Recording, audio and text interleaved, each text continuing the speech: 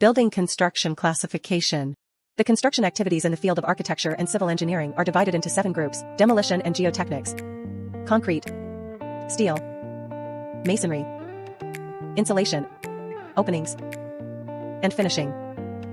The concrete specifications are divided into 5 sections: concrete materials and mixed design, concrete properties, concrete execution specifications, rebar execution specifications, special concretes. Concrete constituents include cement, aggregate, water, and admixtures.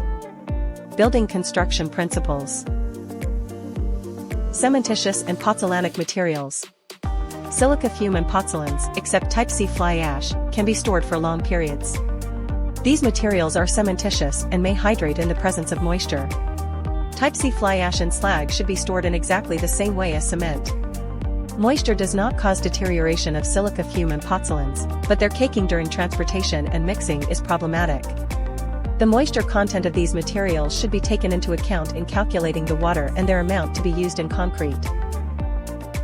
Inert filler powders. Storage is similar to that of aggregates and silica fume.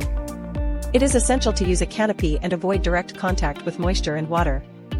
Due to their high friability, these materials easily clump. It is recommended that these materials be stored in silos similar to cement silos. The initial moisture content should be very low to avoid problems with discharge and caking. The moisture content of the concrete should be corrected based on the moisture content of the filler powder, e.g. aggregates. Common requirements and environmental conditions. For all powder materials, pozzolans, fillers, etc., the use of a canopy and protection from direct moisture and water flow is recommended or necessary to reduce caking and rapid changes in humidity. Pigments. Storage should primarily be in accordance with the manufacturer's instructions.